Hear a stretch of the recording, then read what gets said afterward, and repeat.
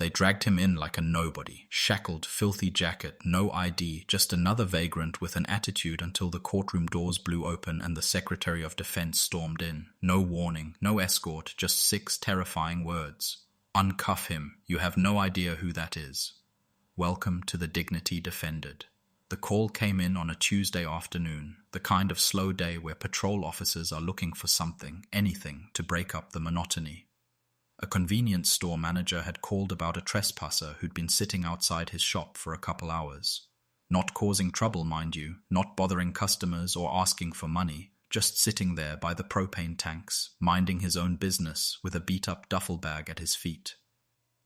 When Officers Martinez and Chen pulled up in their cruiser, they saw exactly what they expected to see. A middle-aged guy, maybe 50-something, wearing a jacket that had seen too many winters and boots caked with the kind of red dust that sticks to everything out here in the desert. His hair was getting grey around the edges, and he had that 1,000-yard stare that comes from too many years of carrying weight most people never have to lift. Martinez stepped out first. Another burnout vet, he muttered to his partner loud enough that the man could probably hear him. Chen shrugged. Or thinks he is. Half these guys never even served. They walked over with that casual authority cops develop after a few years on the job. The man didn't look up when they approached. He was staring at something in the distance, or maybe at nothing at all. "Sir, we're going to need you to stand up," Martinez said. Not unkindly, but not particularly patient either. The man didn't move. Not out of defiance, you understand. It was more like he was somewhere else entirely. Like their voices were reaching him through water. His movements, when he finally did shift position, were stiff and deliberate. He'd taken shrapnel to his lower back years ago, fragments that worked their way deeper every winter. But the officers didn't know that. They just saw non-compliance. "I said stand up," Martinez repeated, this time with an edge. That's when the man finally looked at them. His eyes were grey, the colour of storm clouds, and there was something in them that should have given both officers pause. Not anger, not fear, just a kind of tired recognition, like he'd been through this dance before and knew how it ended. He tried to stand, moving slowly, favouring his left side. But to Martinez it looked like resistance, like attitude, so he grabbed the man's arm and yanked him upright. That's when it happened. Pure instinct, muscle memory from years of training that doesn't just fade because you put on civilian clothes. The man shifted his weight, a subtle defensive movement, and brushed Martinez's hand away. Nothing violent, nothing aggressive, just the kind of motion that comes naturally when you've spent half your life having to watch your back. But Martinez was young and proud and maybe a little scared by something he couldn't quite name. He overreacted, slamming the man face first into the concrete wall of the store. Chen was there in seconds, knee pressed between shoulder blades, cuffs snapping tight around wrists that had once steadied a rifle scope on targets the officers couldn't even imagine. The man didn't cry out, didn't struggle, didn't even flinch when his cheek scraped against the rough concrete. He just lay there, taking it like he'd taken 1,000 other injustices before this one. But he did say something. One sentence spoken so quietly that Martinez almost missed it. "Tell Barrett I'm alive." Both officers laughed. Barrett?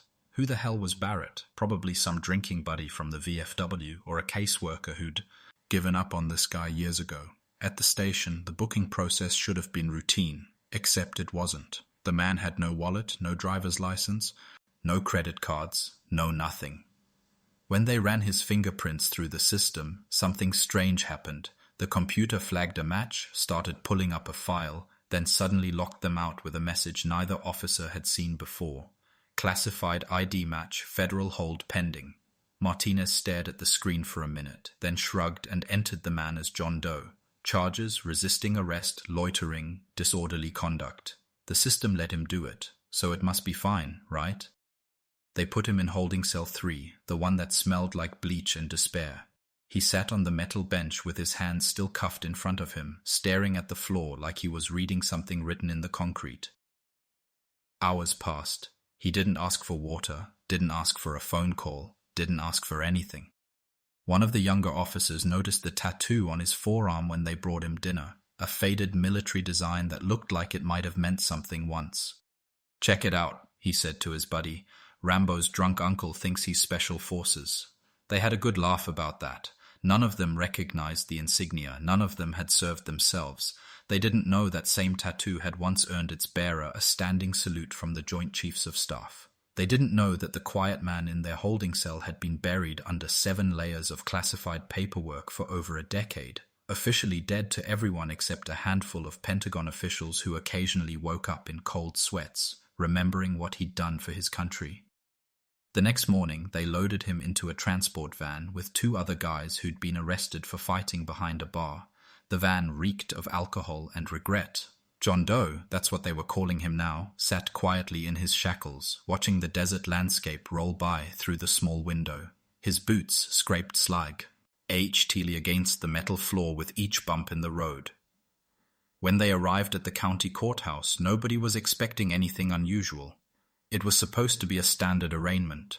Judge Morrison was working through his usual stack of minor infractions: drunk and disorderly, petty theft, domestic disputes that would be forgotten by next week. The public defender assigned to the case hadn't even opened the file yet. The defendant was brought in, looking exactly like what he was supposed to be, another casualty of a system that chews people up and spits them out, handcuffed, scuffed boots dragging slightly, eyes that seemed to be looking at something no one else could see. Judge Morrison barely glanced up from his paperwork. The court recognizes the defendant as John Doe, pending further identification. How does the defendant plead to the charges of? That's when someone in the back of the courtroom stood up. She was maybe 45, dressed in civilian clothes, but carrying herself with a kind of precision that suggested military background. Short brown hair, sharp eyes that missed nothing. She walked to the bench without asking permission, pulled out a leather credential case, and handed the judge a single sealed folder. Judge Morrison opened it, started reading, then stopped. He took off his reading glasses slowly, like a man who'd just realized he'd been handling a live grenade. "This can't be right," he said, his voice barely above a whisper.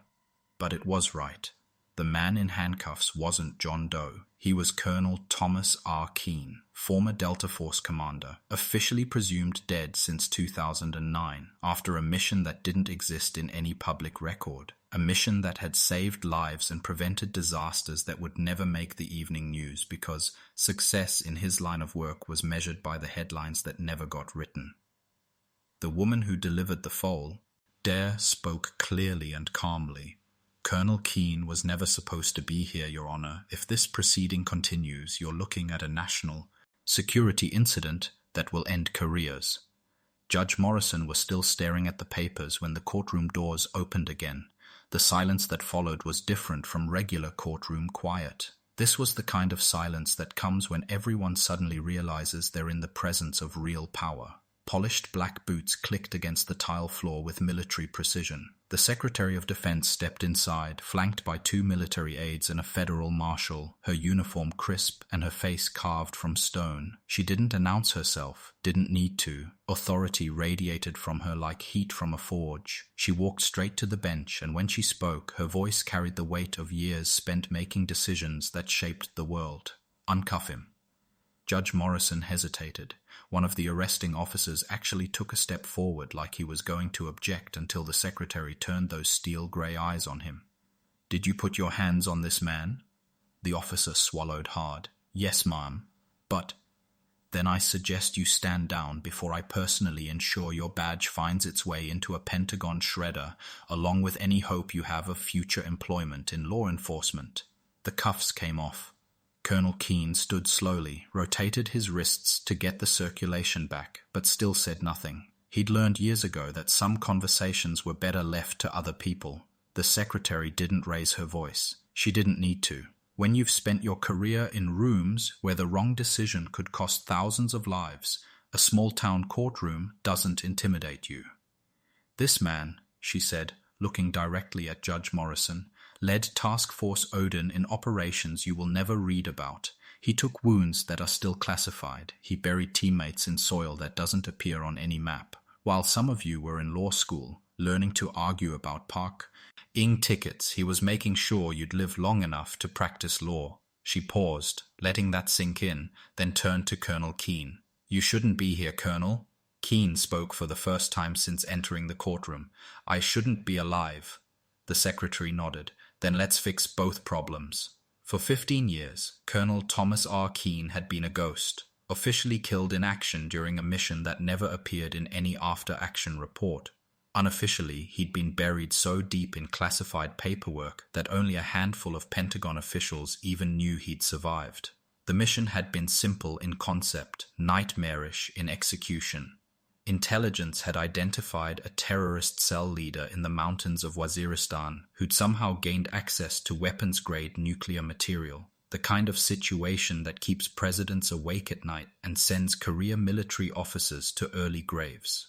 Keene and his team were inserted to neutralize the threat before it could spread, but something went wrong. There are always variables in operations like that. Weather, enemy movements, equipment failures, the 1,000 little things that can turn a clean mission into a bloodbath. The evacuation helicopter never showed up. Communications went dark, and when the dust settled, Colonel Thomas R. Keene made the hardest decision of his career. He disappeared.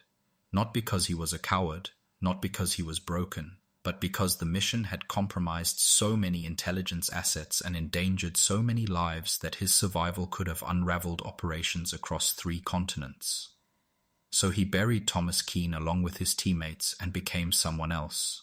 The years that followed weren't filled with glory or recognition. He took jobs under assumed names, fixed boats in Virginia, patched fences in Montana, repaired air conditioning units in Arizona, always moving, always quiet, Alti. Ways carrying the weight of decisions that had shaped global events in ways no one would ever know. Eventually, he made his way back to DC, not for revenge or recognition, but because even ghosts need closure sometimes. And that's where the mistake happened. He'd walked into a Department of Veterans Affairs office to help a friend, another vet who'd lost his sight to shrapnel and couldn't read the paperwork for his disability claim. Simple act of kindness, the kind of thing Keene had been doing quietly for years. But the clerk behind the desk was having a bad day. Understaffed, overworked, tired of dealing with what she assumed were fraudulent claims and sob stories. She looked at Keene, unkempt, wearing old clothes, carrying crumpled paperwork, and made an assumption.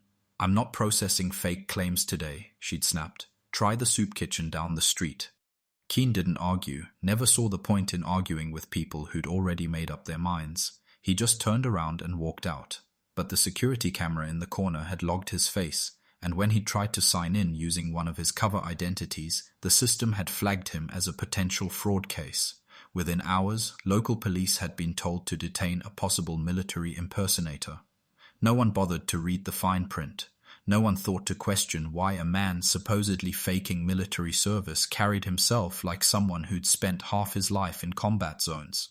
They arrested him behind the VFW hall, where he'd been having coffee with his blind friend. He didn't resist, didn't explain, didn't see the point. He'd been living in the shadows for 15 years. What was one more day? But the system, as systems do, had finally bumped into something it couldn't process. And sometimes, just sometimes, that's when the truth comes out. Back in the courtroom after the secretary's intervention, things moved with the kind of efficiency that only comes when people with real authority get involved. The charges, trespassing, resisting arrest, disorderly conduct, were dismissed in under a minute. Judge Morrison couldn't meet Keene's eyes. The prosecutor didn't say a word. The officer who'd slammed him against the convenience store wall now stood frozen, unsure whether he should apologize or just disappear. But the secretary wasn't done. She turned back to Keene, and when she spoke, her voice carried the weight of something bigger than just getting him out of jail. "Colonel," she said, "I know you didn't want to be found, but we need you." Keene looked at her for a long moment. "Why now?" "Because the man who sold out your mission in 2009 is back. And this time he's running for Director of National Intelligence." The silence that followed was different from the others. This wasn't surprise or shock. This was the sound of old wounds being reopened. "Garrett Humes," Keene said. It wasn't a question. The secretary nodded. "He's got the nomination, and if he gets confirmed, he'll have access to intelligence networks that could compromise operations worldwide. You're the only one left who can testify about what really happened." Keene was quiet for a long time. When he finally spoke, his voice was steady but cold as winter steel. "Then he should be very afraid." The hearing took place 4 days later in a classified basement room 2 blocks from the Capitol. No cameras, no press, no public gallery, just a handful of senators, a court reporter with top-secret clearance, and a man who'd been dead for 15 years. State your name and rank for the record. Colonel Thomas R. Keene, United States Army retired. Former Commander, Task Force Odin, Joint Special Operations Command. Colonel Keene, you understand this hearing is classified and that perjury before this committee constitutes a federal crime. I do. Are you prepared to testify that Garrett Humes, nominee for Director of National Intelligence, knowingly compromised classified operations for personal gain? Keene looked up at the panel of senators, men and women who'd spent their careers making speeches about national security from the safety of air-conditioned offices. No, he said quietly, I'm not prepared to testify. The committee chair frowned. Then why are you here, Colonel? I'm here to prove it. He reached into his jacket and pulled out a small data chip, blackened around the edges like it had been through fire, which in a way it had. This contains recordings, financial records, and communication logs from 2009. Everything you need to know about how Garrett Humes sold out my team and endangered operations across the Middle East. The committee's technical specialist inserted the chip into a secure terminal. A moment later, video footage appeared on the classified monitor. Grainy, timestamp burned, but unmistakably genuine. It showed a younger Garrett Humes in a room that could have been anywhere, agreeing to trade mission intelligence for offshore accounts and future political protection. The room went dead silent. The committee chair leaned forward. Colonel, why didn't you bring this forward earlier? Keene's answer was simple and devastating. Because the first time I tried to report this, the evidence disappeared. The second time, my men started dying in suspicious accidents. This time, I waited until I could control the room. And why now? Because you almost made him the second most powerful intelligence officer in the country.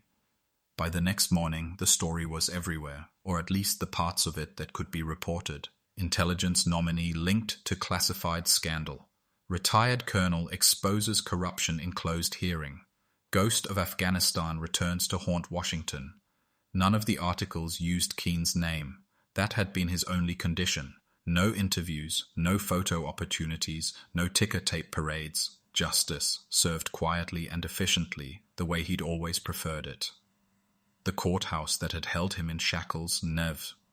Saw him again, but the people who worked there, the judge, the prosecutor, the bailiff, even the officers who'd arrested him, they all remembered. Judge Morrison started looking more carefully at every name that crossed his bench. The prosecutor transferred to white-collar crime, where the defendants usually wore suits and the stakes felt more manageable. The bailiff began training courthouse staff to ask better questions before making assumptions. And somewhere in the desert, in a small office that helps veterans transition back to civilian life, a quiet man with gray eyes and careful hands works on fixing things that are broken. He doesn't talk about the courtroom or the hearing or the man whose political career ended in a basement room on Capitol Hill. He just listens to young men and women who've seen too much and understood too little. And sometimes, just sometimes, he helps them find their way back to the world. Because some men serve and disappear, others serve and keep serving, one quiet act of kindness at a time. And every now and then, the system that forgot them remembers just long enough to realize what it almost lost. Colonel Thomas R. Keene never wanted to be a hero. He just wanted to do his job and come home to people who mattered. But when duty called, whether it was in the mountains of Afghanistan or a small-town courtroom, he answered, not because he had to, but because that's who he was. And maybe that's the real lesson here. Heroes don't always look like what we expect. Sometimes they look like the quiet guy on the bench, the one everyone walks past without a second glance. Sometimes they're the ones who've given everything and asked for nothing in return, who carry their service like a private burden rather than a public badge. So the next time you see someone like that, someone who moves with purpose but speaks with restraint, someone who's clearly been somewhere but won't tell you where, maybe look a little closer. You might be looking at someone who changed the world and never said a word about it.